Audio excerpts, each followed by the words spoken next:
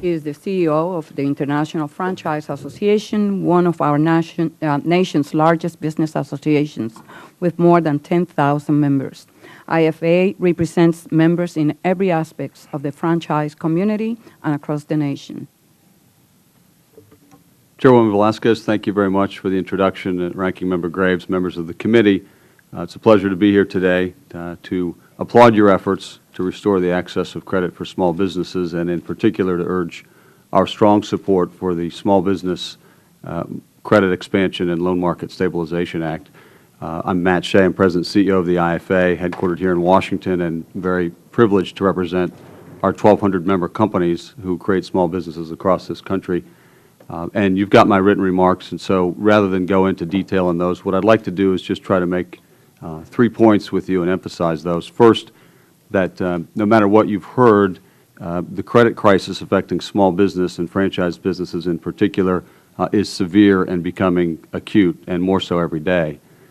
Secondly, that the extraordinary nature of this crisis, in our view, requires the Congress, the administration, and the SBA to take extraordinary measures.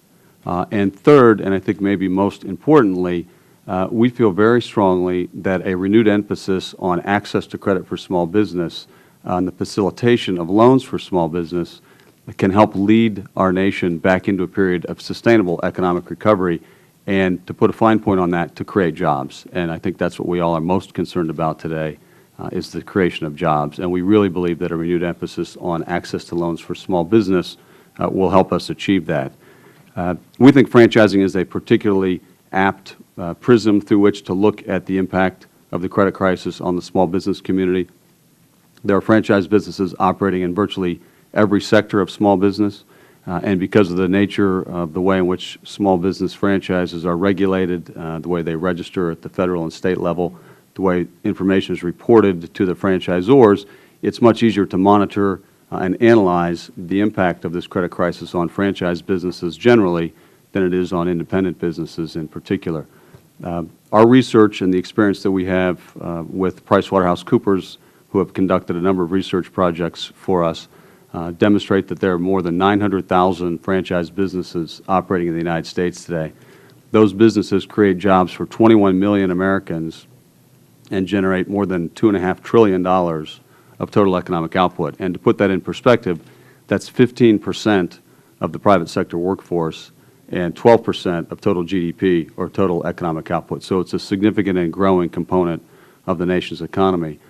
Further, we've been able to demonstrate through this research that over the last 5 or 6 years, franchise businesses have outperformed non-franchise businesses operating in similar industries.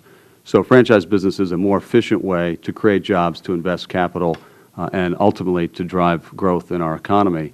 Over the last several years, franchise businesses grew by 40%, when non-franchise businesses in the same sector grew at approximately 25%. So we know that investing in a franchise business, providing capital and access to credit for those businesses, has a huge positive impact on job creation. The experience that our members have is that lending has essentially ceased. All the companies that were lending to franchise businesses, CIT, Wells Fargo, GE Capital, are basically out of this market now. And it's also our experience that there are thousands of deals literally sitting on the sidelines, entrepreneurs that have signed contracts, that have paid franchise fees, who are unable to access capital they need to start those businesses. We'd make 4 basic suggestions to the committee about things you could do that would be very beneficial to our members, and we think to small businesses generally. First, increasing the guaranteed loan amount from $2 million to $5 million would have an immediate impact on the ability of franchisees to grow and create jobs. Secondly, adopting a market-based approach to the loan pricing for SBA loans, we think would help supply and demand find a proper equilibrium, which we don't think exists today. There's over demand and under supply, and we think that's because there's a disincentive created by the policy decision to set rates at a certain level.